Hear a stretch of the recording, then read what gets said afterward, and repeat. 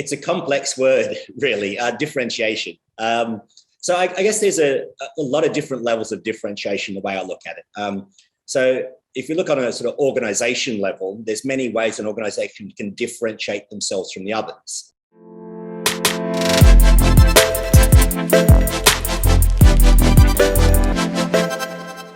Thank you so much, Jason. Welcome aboard, and it's such a pleasure to have you on, on this very unique session. We call it as Sales Clinic. The reason we've given this, I've kept telling this multiple times with a lot of my interactions, is that we want to look at it from a diagnosis perspective. And then see that how can we bring information to our audiences, who's come back to, we've seen a lot of common challenges across industries. And so we thought it'll be good to drive a perspective in this changing and challenging VUCA world to our audiences. It's only about bringing a perspective and some insights and helping our audiences trying to mitigate some of those challenges they're going through in their selling world with a better approach. So it's not a one size fit all, and it's not the only answer, but it's just about bringing perspective. So I thought, we worked in the past quite collaboratively. You come from a extensively, selling background and moved into consulting for so many decades. And your experiences are so rich and so vast. So I thought it'll be great to have you on board.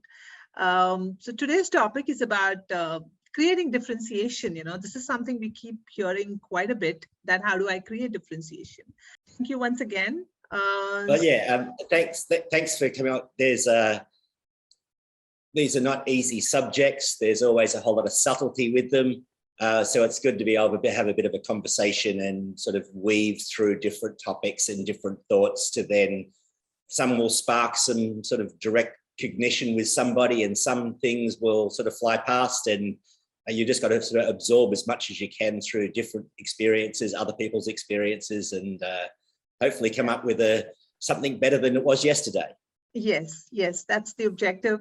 So, let me start with, I would say basic but very powerful question is that when we talk about differentiation in general, what does that really transpire to be? Like, we always talk about this word is, I feel, loosely used as well, quite a bit of time, that, yeah, we got to create differentiation. But what does this actually transpire to be? Yeah, it's a complex word, really, differentiation. So I guess there's a lot of different levels of differentiation, the way I look at it. So if you look on a sort of organization level, there's many ways an organization can differentiate themselves from the others. I remember back in the 90s, I read this book, Discipline of Market Leaders. And I was talking about some research around some of the really successful organizations. And great organizations are good at everything, but excel at one of three things. Mm-hmm. So one was around operational excellence.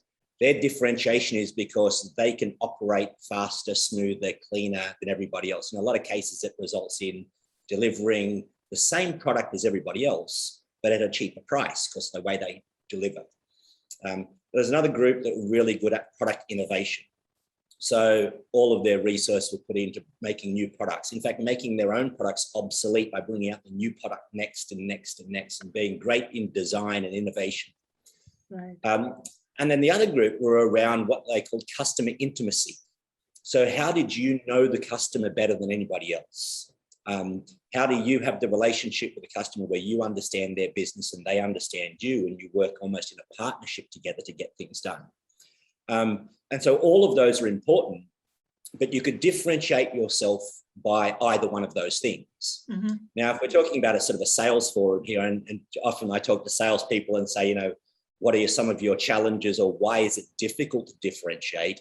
Right. And they always say, because this group over here isn't doing this, or that group over here isn't doing this, and we point the finger somewhere else.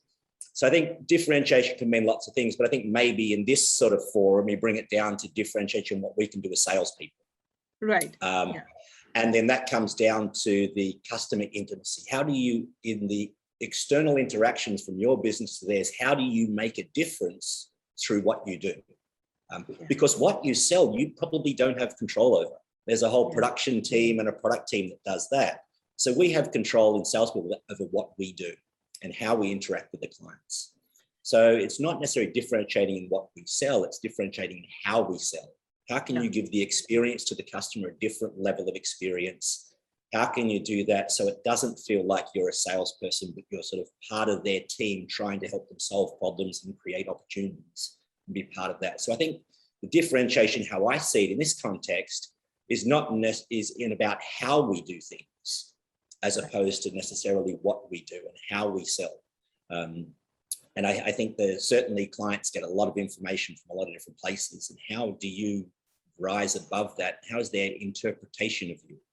And because it's people with people, it's not a formula. You know, you will differentiate by doing one thing with one person. If you do the same thing with another, you won't be differentiated. Right. So there's some subtleties in that is really then about that customer intimacy and understanding what the other person wants. And doing it that way. I think that's a very important point, right? Differentiating as per what kind of audiences are you talking to? I mean, because you have a differentiation in certain area, you kind of do not go and apply it at every point in time just because you have a differentiation, because it doesn't matter for the client if you have the differentiation at all. So it's very, like you rightly, I mean, it's a very important point you brought up, right? The customer intimacy, or, you know, very customer focused kind of differentiation when it comes to the selling world. And so important that the internal operational differentiation or the other aspects of those differentiation also could be added into your selling world in your discussion. Yeah, I mean, everybody in your organization needs to do their part. Exactly. And we need to do our part as salespeople. So we do what is best. And we hopefully we're in the right sort of organization where everybody else is also trying to incrementally do their best all the time. So it's, you know, it's not something that changes overnight, but it's sort of that stepping stone. And we can only control what we do. We give feedback to other areas of our organization. But if we can differentiate what we do, in some ways we can even compensate for some areas that lack in other areas. Right. So yeah. And I think it's on the personal level, because you will speak to 2 or 3 different departments within your customer. Yes. And they've got different drivers. So they value different things. So we want to differentiate with the things that they value. And it could be X to somebody in this department and Y to somebody in this department, even though they're in the same company. So that really understanding those drivers of the company, of the individuals in these companies, then is part of that differentiation.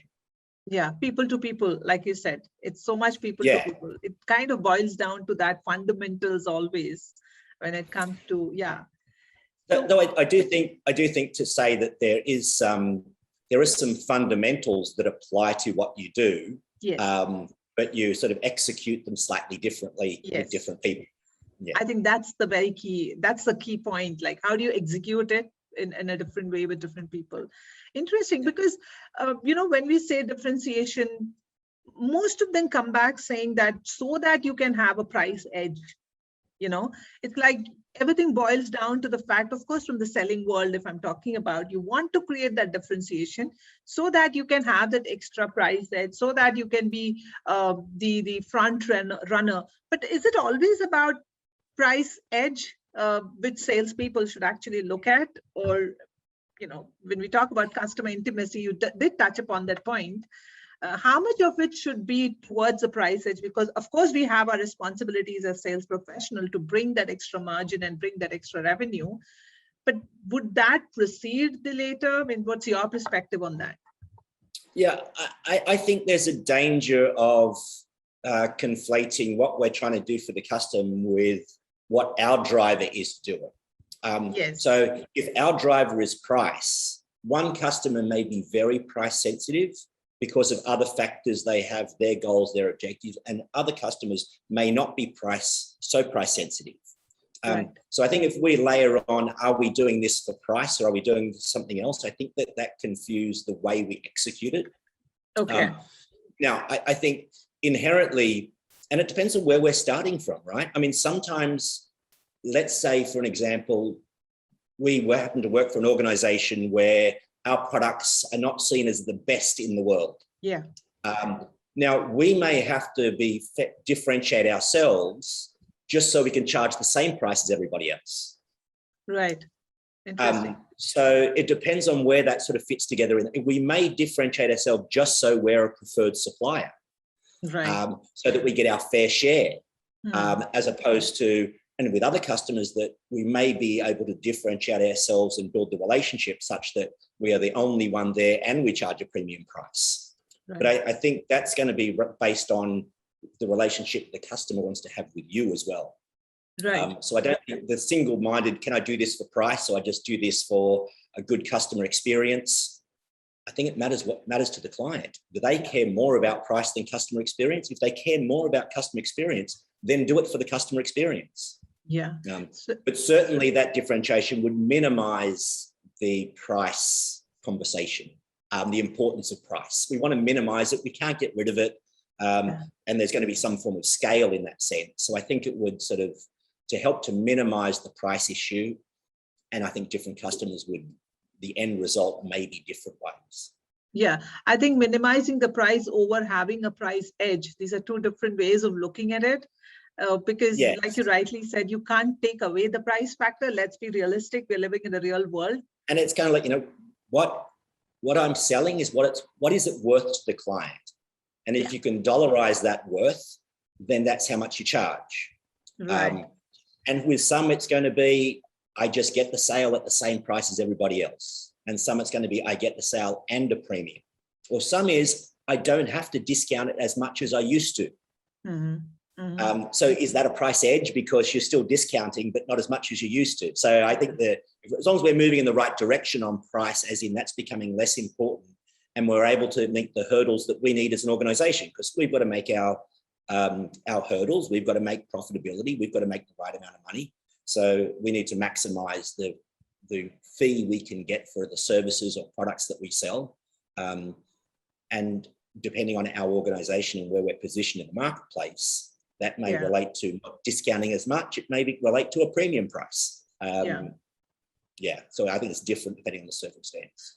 So again, the core concept revolves around customer centricity again, because what drives value or what drives, I like that point you mentioned, that if price is the edge which they're looking at, then you have that discussion around that, but not only focused on that, so that you are creating an experience as well, because, it's always about having repeat engagement, right? Repeat clients, repeat customers, which is also the core part of your whole ecosystem, what you need to build.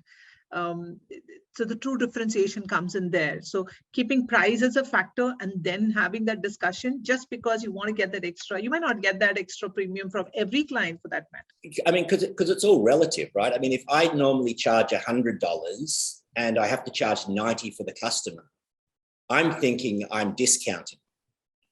But that's my perspective. If the customer had paid $80 for it before and is now paying $90 for you, now they're paying a premium. That's interesting. So it's hard to, I think if we come from a, what am I going to do about my price? Then that's maybe the wrong perspective. Now, again, let's have a real world check here. Yes. Of course, we want to charge as much as we can for the products we sell.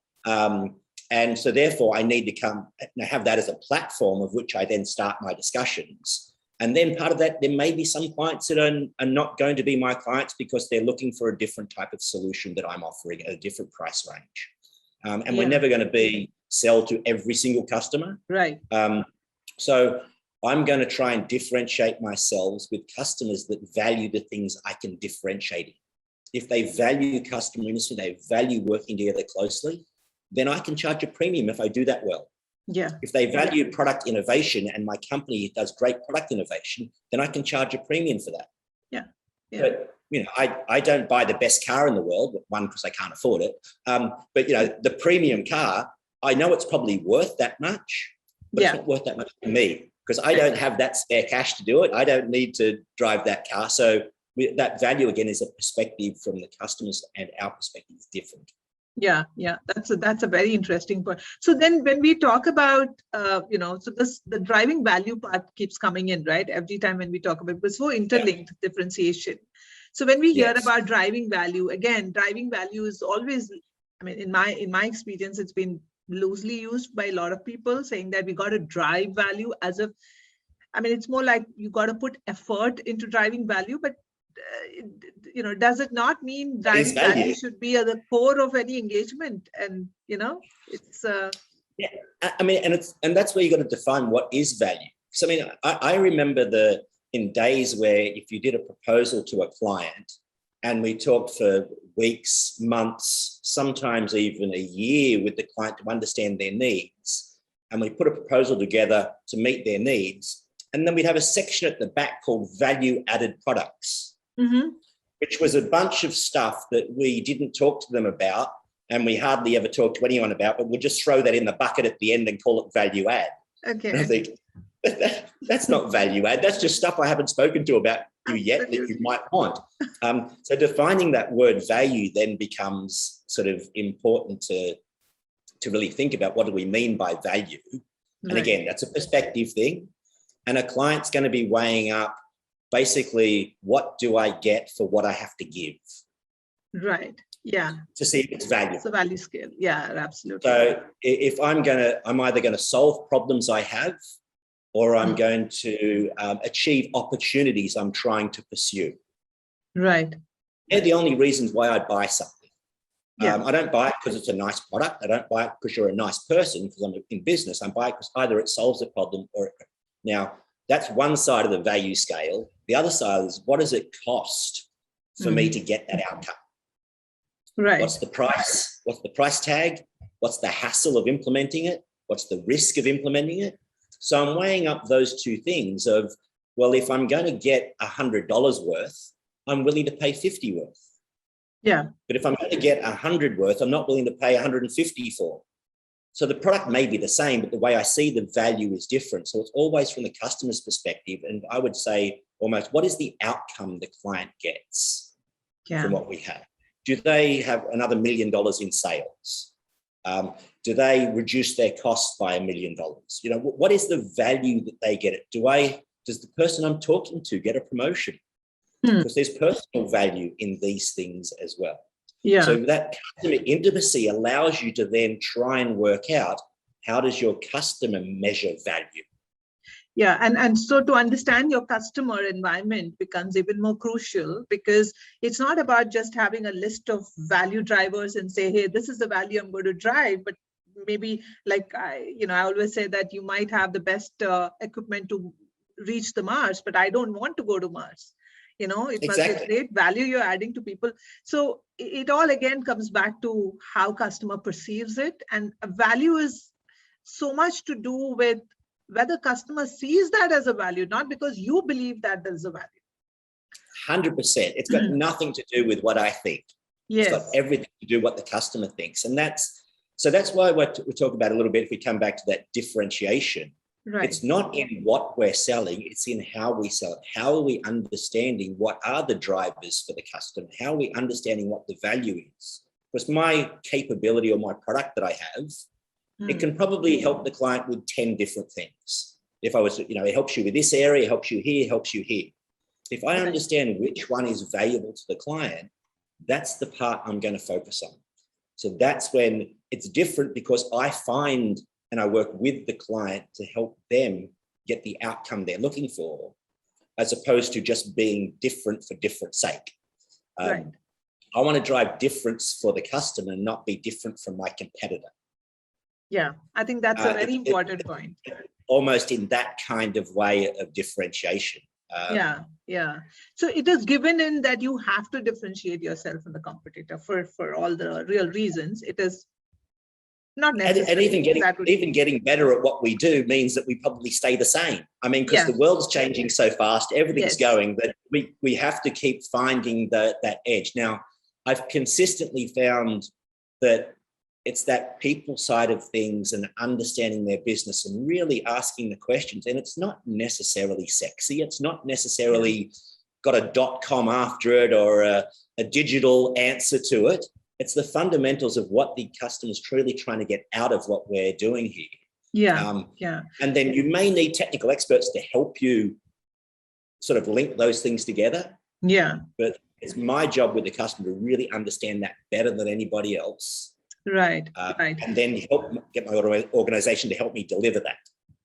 Yeah, so which also means that if it is at a point where you got to tell your customer that I cannot provide the solution because I don't have that for you, which is also means you're creating a differentiation by thinking about from the customer's point of view that what is that value? I'm bringing value onto the table by saying I can't do it as well. It's not always about winning a deal, right? It's about winning a customer. If I'm looking at it from the perspective you're driving. Yeah, and it's, it happened on one occasion. I sat down with a client and it was a brand new client. So I spent some time sort of understanding how they operate, where their challenges were, what difficulties they have, what their goals were, where they saw the things that they wanted to improve the most, and whether they were important to them or not. And I got to the end of the meeting and I said, and I gave some insights about what I see their competitors doing, or generally what's happening in the industry, what kind of things are going on. And I said, honestly, from what you've said, I think you're operating really well. And there's no need for me to necessarily change in it. Is it okay if I check in 6 months' time and find out, has anything in your environment changed? Or if I see anything that I see a change, is it okay if I come back? They said, yeah, fantastic. And 3 months they called up and said, oh, we've just bought a new business. We liked the way we had the conversation and some of the things you brought out on the table. How would you like to look after this new customer, this new business that we just bought? And we'll give you guys a test run, see how it goes. So it was it doesn't, honestly, it's not a good strategy to go in and say, I can't help you and hope they call you back. But it just goes to say, the other alternative was to me and try and push and just be another salesperson, or promise something I can't deliver. Both of those would have ended badly. Now, if you're in the sales business for 6 months and then you're about to retire, you can do whatever you like. But most of us are in there for the long-term relationships and the repeat business, of which it's a building exercise, not just a meeting trick. Yes. Because today's world is, I would say it's always been changing, the selling world and the buying world, but the buying world has changed far more than the selling world, if I could say that way, because there's been a power shift, as we say, that the buyers have become even more in control, because there's so much of information overload. So overcommitting, under delivering, it should never have been, but now it's even more relevant that you got to be sensitive to the fact that you never overcommit and under-deliver, not only in your professional, but also in your personal life, I feel. And you mentioned something before about sort of the dynamic of changing between the buyers and sellers, and how the buyers have so much more information than they had previously.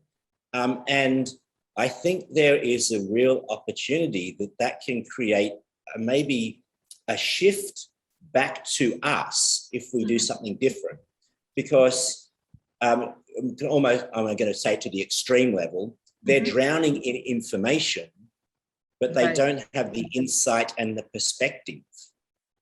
So they've got, it's like you read, there's 100 pages of information to read. And so now what I do, well, I could try this and see what happens. I could try this. They have the facts, but they don't have the experience of, well, yeah, I tried that before and that didn't work. And watch out if you do this because that doesn't work. Oh, okay, I know what I'm doing, but I want someone to help me with this. I mean, just recently I was buying I just did it today. I bought a stand-up desk, with all our video things we're doing. So to have a stand.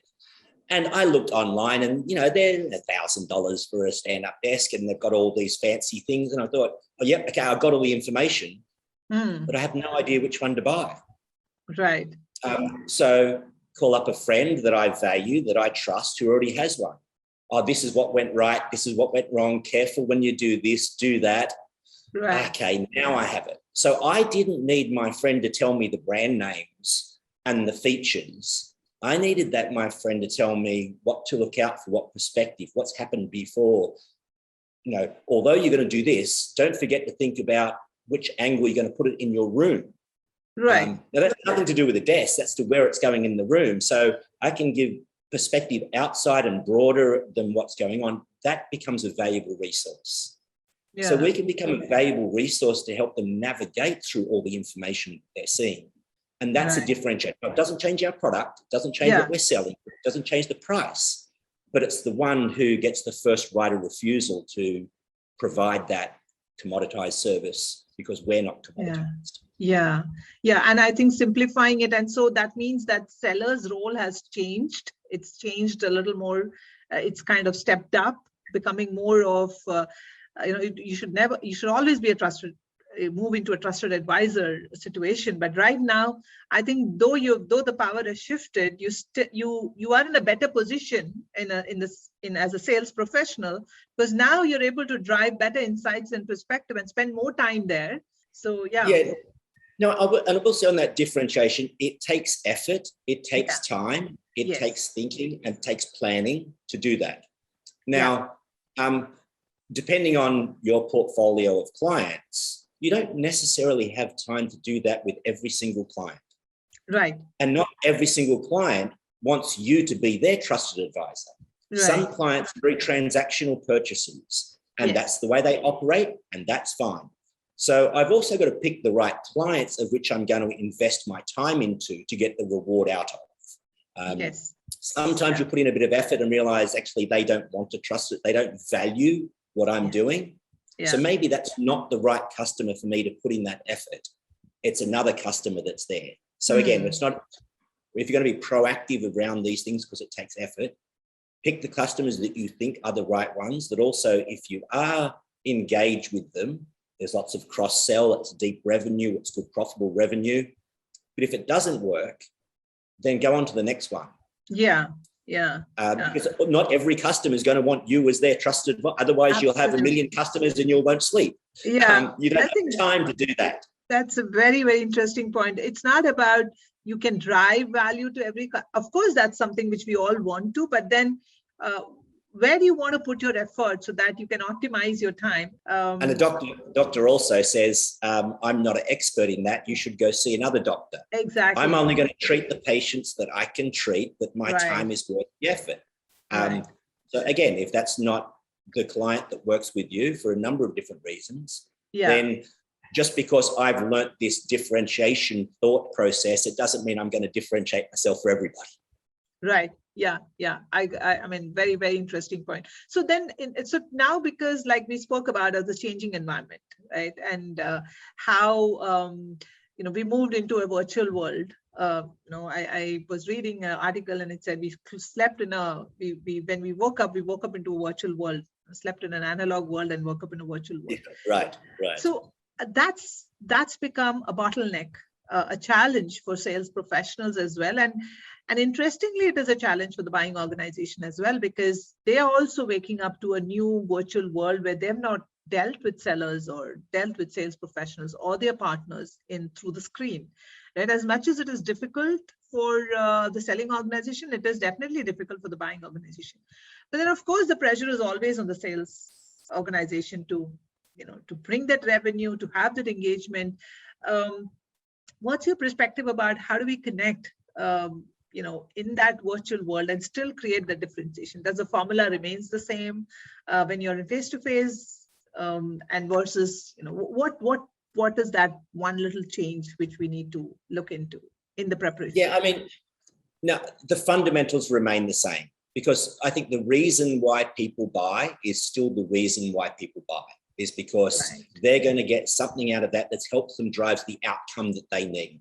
And for a business, the business objectives, for an individual, it's so I get my bonus at the end of the year, right? If I buy this from you, it makes my job easier and I can reach my own KPIs. And so I think those fundamentals haven't changed. The thing that's been very complex for me is that almost everybody is on a different stage of that journey. Right. So there are some customers where I talk to online, and it's just like sitting at a table with them. It's got that same level of casual and a little bit of joking in there, and we're having a chat as if we're around a table. Now, that didn't happen the first time I had the call with them. We weren't quite sure if, is this up and down? Is this on yet? All of those sort of stuff happened in that process.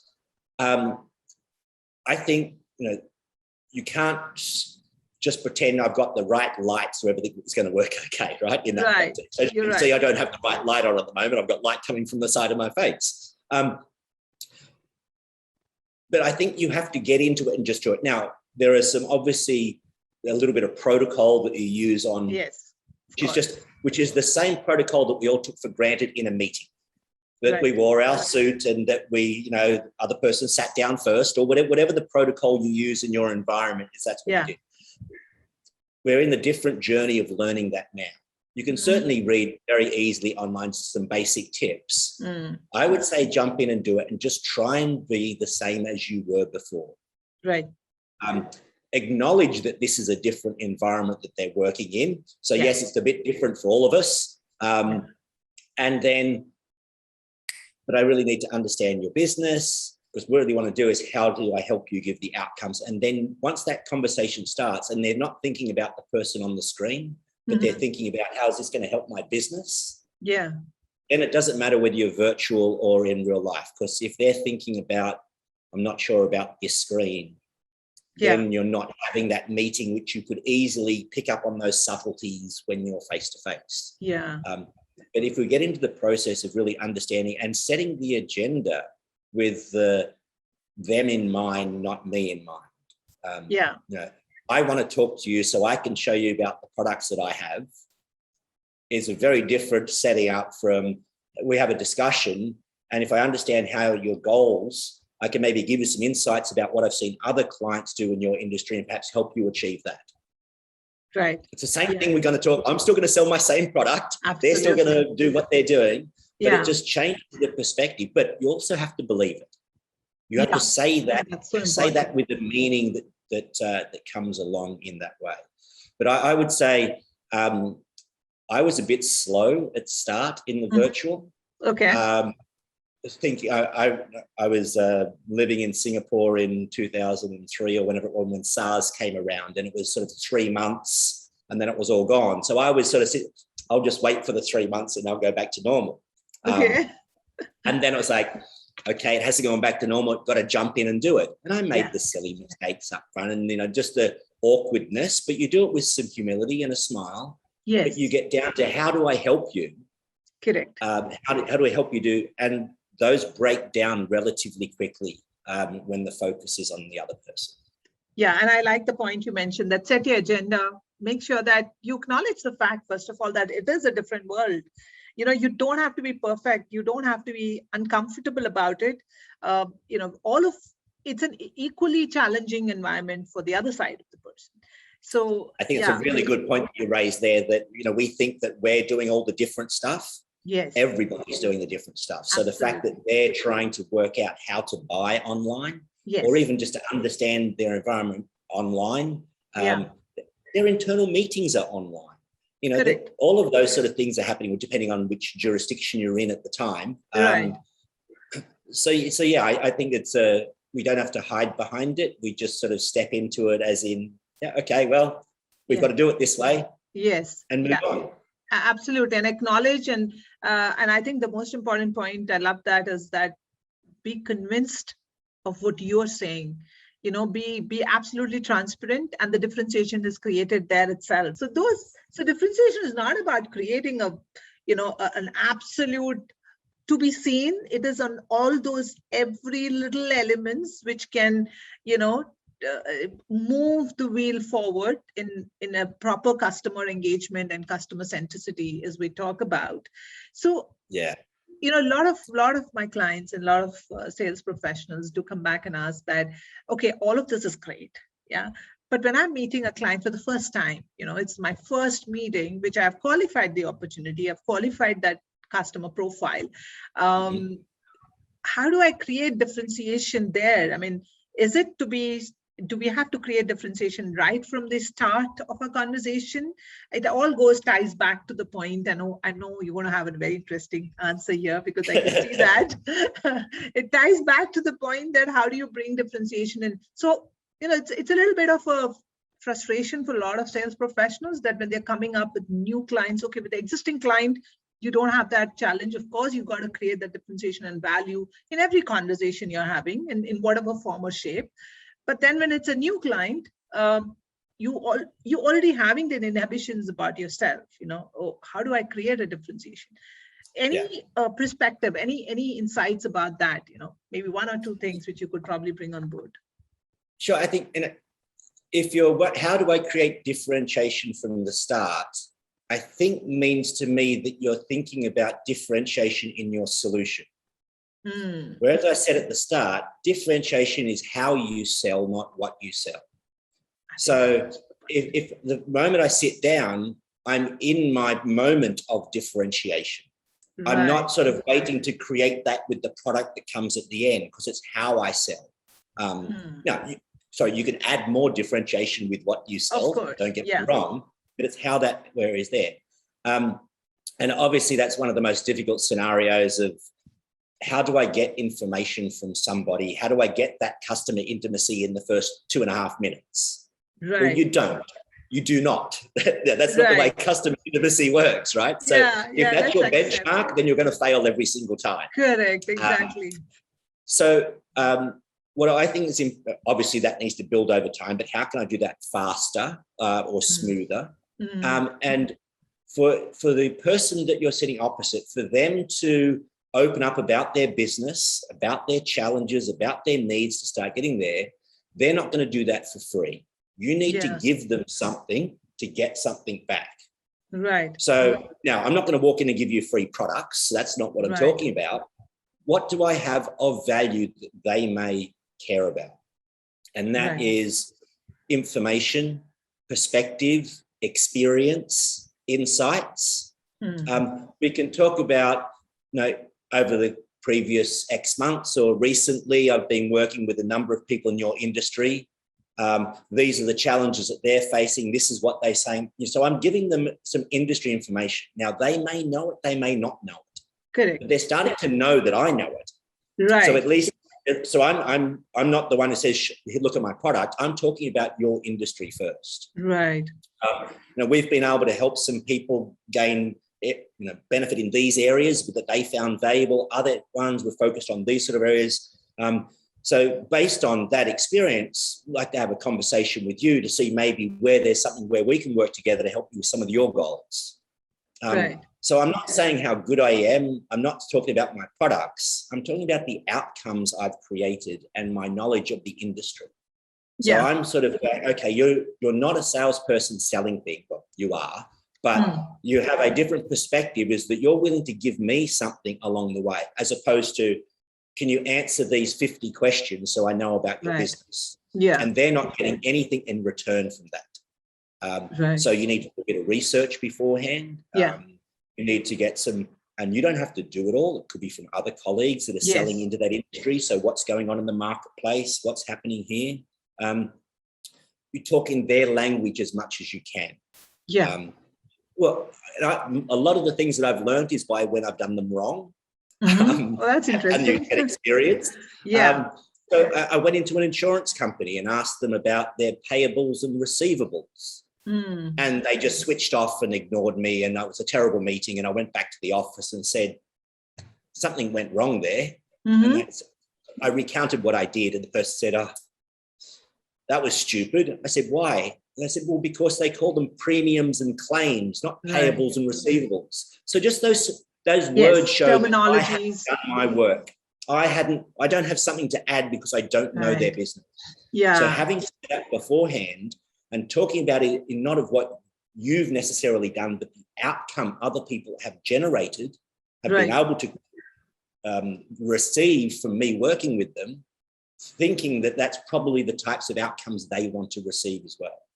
So I think that's a way. And again, we're talking about moving percentages here, not doing this perfect in every meeting. You're right. How do I get better at it over time? So I think that's a way for you. That approach will be different to probably most salespeople they see coming to their office. So that's the start of the journey of creating differentiation of how you're talking about things and how you're giving some information and giving some insight. That then sets that stage a little bit different. So that would be sort of my little bit of experience or insight that would helped me in some of those scenarios. No, but very relevant points. And, so it all goes back to when you picked up those 4 points, multiple things like insights, how do you actually, rather than the what, how do you think about the how? All of this transpires to be that, to an interesting fact that how well are you prepared? And that's an area most of the time we kind of miss because we feel we know it all. We understand, yeah, we're going to create a differentiation with price, we're going to differentiate with our product, and what we do, different from the competition. All of that is okay. But then if you're not prepared to understand your customer's environment, so how do you even drive insights? Yeah, I mean, it's quite possible, as you mentioned before, they've got so much information. If I go to and talk about my capabilities, they probably already know it. Yeah. So I'm not adding any value. So what I need to talk about is what they can get from my capabilities. What's the outcome they're going to get? How are they going to drive what's important to them? How is the rest of the industry using these sort of things? Right. What have we seen gone wrong when people have tried to do this? So careful, watch out for this. Yeah. What has gone right? It's filling in the pieces between the cracks for the glue to keep all of this stuff together. Otherwise, it's just sort of a jigsaw puzzle with no glue and it falls apart when you flex it. Yeah. And sometimes the differentiation is providing the glue in the middle of the jigsaw puzzle to keep it all together. True. It's not about my product. My value is in how I can tell you about the things that are not my product, but how it works in your business.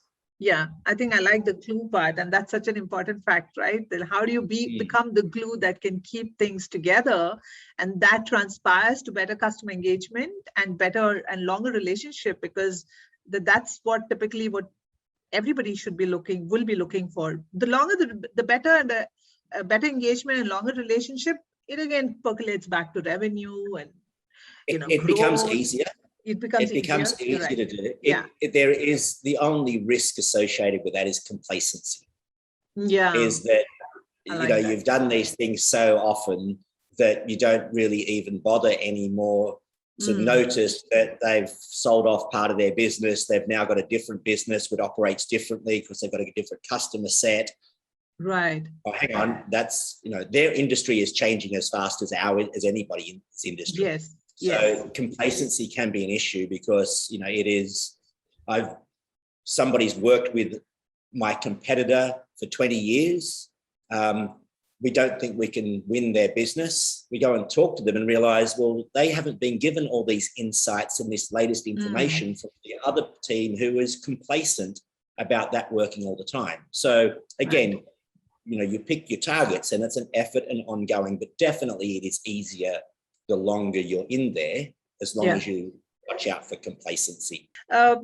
So, I mean, so many nuggets of information. I know we can go on and we would come back again with this conversation. I love to have the conversation with you with a lot of very important points you brought forth, which I'll probably come up with. But is there any, if you have to pick 3 things or 2 things, which we could keep in our minds and keep resonating back on that, what could that be from your perspective?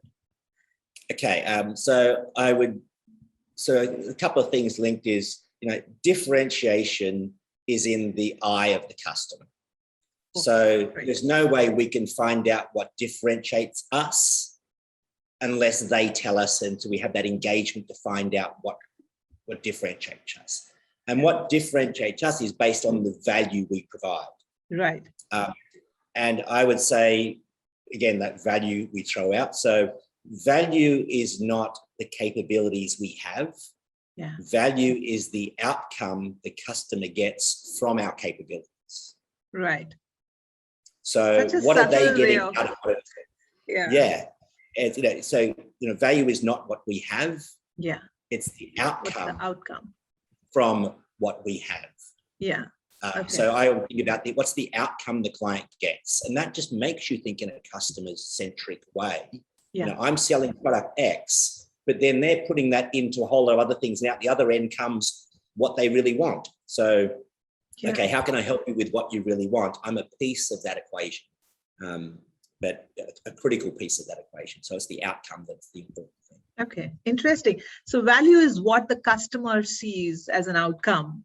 And differentiation is all about if the customer sees it, that's a differentiation, not because we feel it is a differentiation. It's about from the customer's eye, how he or she sees that as a differentiation.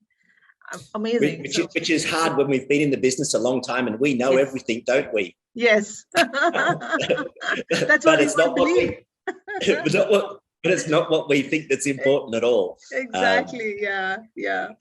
Interesting. Thank you so much, Jason, for coming on board. And it's been a great conversation. We'll keep coming back with more topics. And I would love to have you on board with your great insights, your experience about today's challenge. And Jason has shared with us a lot of insights and his perspective from the customer point of view, what it means to create differentiation. Key important points: customer centricity, differentiation from the eyes of the customer and not from our point of view, how we bring the value, then what we bring value about. It's people to people, and how do you maneuver through their needs? What problems are you solving for them? That is also, how you create differentiation. And of course, what are we trying to do here is better customer engagement and bringing us to a point where we become less price sensitive discussion. We have a less price sensitive discussion. Of course, we cannot take price out of the equation, but at least we can bring down the sensitivity of price discussion. So hope this has added a lot of value for you all in your selling world.